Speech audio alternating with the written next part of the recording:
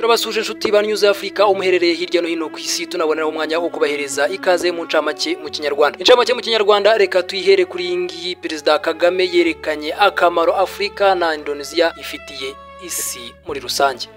Muri leta ya Kinshasa aho ni muri Kongo imfungwa nyinshi zamishweho urufaya rw'amasasu. Ni mu gihe AFC n'umutwe wa M23 yagaragaje uruhare igisirikare cya Repubulika ya Demokarasi ya Kongo igira mu mfu abanyekongo bakomeje kwicwa. Hanze y'igihugu ingabo z'Uburusiya ziri kwigarurira uduce two muri Ukraine mu buryo budasanzwe. Incamake mu Kinyarwanda reka tuyisoreze muri Leta Zunze Ubumwe za Amerika aho Kamala Harris uri kwiyamamariza ku mwanya w'umukuru w'igihugu cya Leta Zunze Ubumwe za Amerika yagaragajwe nk'utifitiye icyizere cyo kuyobora iki gihugu. Ikaze mu nkuru irambuye.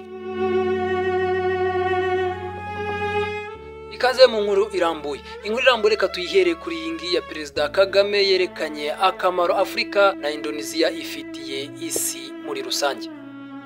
Muri iki gitondo kuri uyu wa mbere Ibari Perezida Kagame yifatanyije n'abandi bakuru b'ibihugu na guverinoma mu nama ku bufatanye buhuriweho n'abafatanyabikorwa mu nama ihuza Indonesia na Afrika yakiriwe na Perezida Joko Widodo. Muri iyi nama Perezida Kagame yatanze ingero z'uburyo bwo guteza imbere ubufatanye bufatika hagati ya Afrika na Aziya cyane cyane Indonesia. Mu byo Perezida Kagame abona bikenewe kubyazwa umusaruro mu bufatanye hagati ya Afrika ndetse na Aziya by'umwihariko Indonesia n'umutungo kamere, ikoranabuhanga ndetse n'uburezi. Perezida Kagame yavuze ko icyambere Indonesia na Afrika bihuriyeho ari ukuba bikungahaye ku mutungo kamere wafasha isi kubona ingufu zitisubira kandi zidahumanya ikirere. Yagize ati dukwiye gusaranganya ubumenyi kugira ngo inyungu iva muri aya mahirwe agirire akamaro abaturage mu buryo bwo kubona akazi. Ntidukwiye ko amateka yabaye yo gusahurwa yasubirwamo.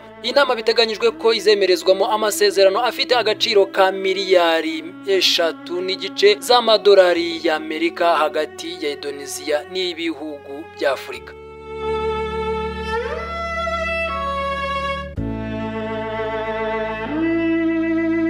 Muri leta ya Kinshasa ubwo aho ni muri Kongo imfungwa nyinshi zamishweho urufaya rw'amasasu. Ni kuri uyu wa mbere tariki ya 2 Nzeri muri uyu mwaka imfungwa zibarirwa muri 40 zarashweho urufaya rw'amasasu, zimwe muri zo zirakomereka ubwo zageragezaga gutoroka gereza iri Kinshasa. Igereza imfungwa zarasiwemo ni ya Makara iherereye i Kinshasa ku murwa mukuru w'iki gihugu cya Repubulika ya Demokarasi ya Kongo, ikaba ifungiwemo imfungwa zikabakaba mu 15,000 zirimo abasirikare barenga 4,000 nizo zifungiwemo, nubwo iyo gereza ifite ubushobozi bwo kwakira imfungwa 1,500 gusa. Hagana isaha ya saa 8 z'urukerera rwo kuri uyu wa mbere nibwo humvikanye urufaya rw'amasasu kuri iyi gereza ubwo izi mfungwa zageragezaga gutoroka. Minisitiri w'itumanaho muri Repubulika ya Demokarasi ya Kongo Patrick Muyaya yatangaje akoresheje urubuga rwe rwa X rwahoze ari Twitter avuga ko irasana ryabereye kuri iyi gereza ryatewe nuko imfungwa zageragezaga gutoroka iyi gereza. Patrick Muyaya avuga kandi ko inzego zishinzwe umutekano zahise zoherezwa kuri iyi gereza mu rwego rwo kugarura amahoro. Ni mu gihe nanone igitangazamakuru cya Jean Frinke cyatangaje aya makuru kivuga ko cyabwiwe n'umwe mu bacunga gereza ko imfungwa zarashwe n'abasirikare mu gihe zashakaga gucika iyi gereza. Andi makuru yatangajwe rugikubita avuga ko imfunga zigera kuri 200 ariko arizo zarashweho zigakomereka. Andi makuru kandi avuga ko imfungwa nyinshi z'igitsina gore zari zifungiwe muri iyi gereza zafashwe ku ngufu ndetse zimwe mu nyubako nazo zigatwikwa. Ibi byabaye mu gihe Perezida Felix Tshisekedi yarari mu ruzinduko mu Bushinwa, mu gihe Minisitiri w'Intebe Siminwa n'abandi ba minisitiri benshi nabo bari mu ruzinduko.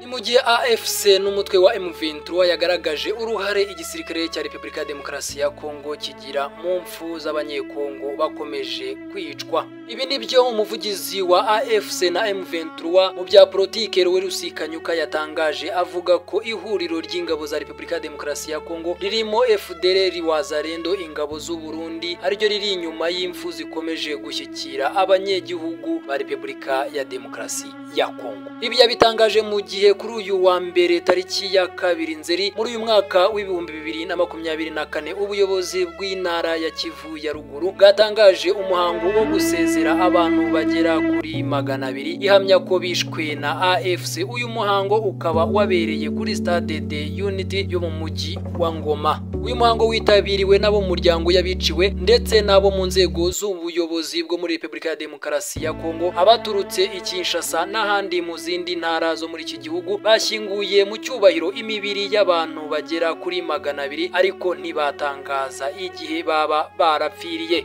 Umuvugizi wa AFC n'umutwe wa M23 mu bya politike Rewe Rusikanyuka yatangaje ko ihuriro ry'ingabo za Repubulika ya Demokarasi ya Kongo rikomeje kwica impunzi ziri mu nkambi zitandukanye zo mu burasirazuba bw'iki gihugu no mu mujyi wa Ngoma. Yagize ati gutegura uyu muhango wateganyijwe kuri uyu wa mbere tariki ya 2 Nzeri mu mwaka w'ibihumbi 2024 nibisobanuye ikirenze kujijisha abaturage kandi n'icengeza matwara byateguwe na leta ya Kinshasa igamije gukwepa icyaha. Uyu muvugizi yavuze ko igisirikare cya FARDC, FDLR, Wazalendo n'abandi bitwaje intwaro bashyigikiwe n'ubutegetsi bwa Perezida Felix Tshisekedi nibo biciye impunzi 30 mu nkambi ya Mugunga mu kwezi kwa gatanu uyu mwaka n'abandi barenga 160 biciwe ingoma. Ati ni ngombwa ko twibutsa ko ubwicanyi bwakorewe bene wacu mu nkambi ya Mugunga n'ubundi bwakorewe abasivili bagera ku 160 mu mujyi wa Ngoma mu mwaka ushize bwakozwe n'iyi mitwe kandi niyo ikomeje guteza umutekano muke no kwica abasivili ingoma. Bwana Kanyuka yaboneyeho umwanya wo kwibutsa ko AFC na M23 yifatanyije mu kababaro n'abasivili bakomeje kugirwaho ingaruka n'ubugizi bwa nabi bw'iyi mitwe, asaba abakiri mu nkambi kujya mu bice igenzura kugira ngo ibarindire umutekano.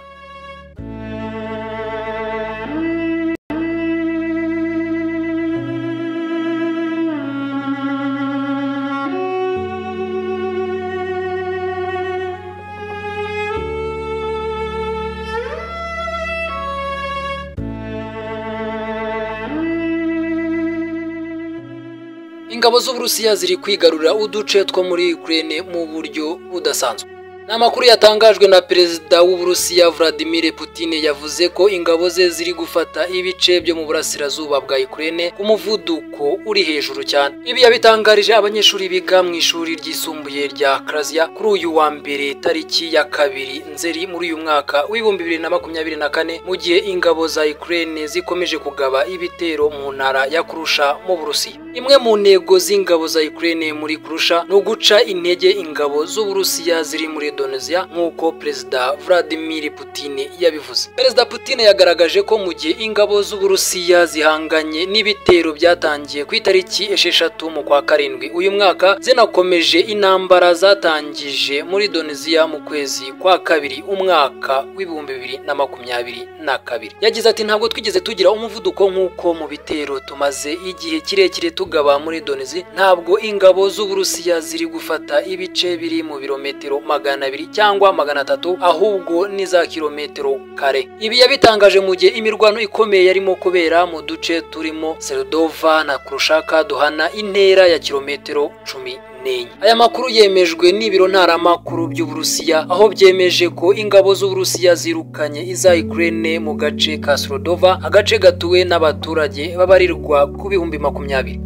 Kamala Harris uri kwiyamamariza ku mwanya w'umukuru w'igihugu cya Leta Zunze Ubumwe za Amerika yagaragajwe nk'utifitiye icyizere cyo kuyobora iki gihugu.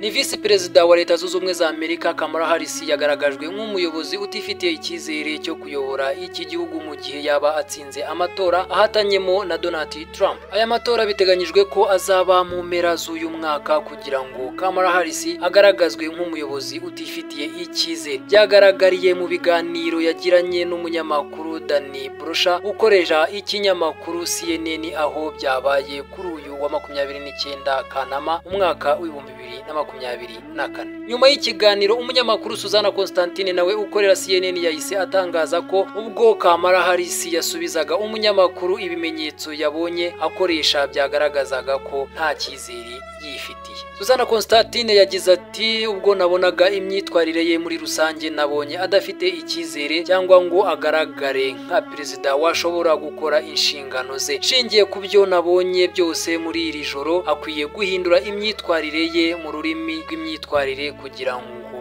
bigaragare ko afite icyizere. Uyu musesenguzi yasobanuye ko ubwo Kamala Harris yaganiraga n'uyu munyamakuru yarebaga hasi inshuro nyinshi yirinda guhuza amaso n'uwo baganira. Ati uburyo yarebaga hasi kenshi bwamwambuye gutuza no kwizerwa. Ubwo yimaga umuntu amaso ntamwitegereze neza byagaragaye ko atizeye ibyo avuga. Kamala Harris yatowe n'ishyaka riharanira demokarasi Democratic Party kugira ngo azaribere umukandida w'umukuru w'igihugu nyuma yaho Perezida Joe Biden atangaje ko atazahatana bitewe n'ibibazo bitandukanye birimo intege nke z'izabukuru. Uyu munyamakuru yanavuze kandi ko Kamala Harris wasanga atiteguye kandi ko adashobora kuziba icyuho cya Perezida Joe Biden ufite ubunararibonye bw'imyaka 50 muri politiki ya Amerika, ariko nubwo Kamala Harris ashyigikiwe n'abavuga rikijyana muri Leta Zunze Ubumwe za Amerika barimo na Barack Obama wigezeho kuyobora iki gihugu.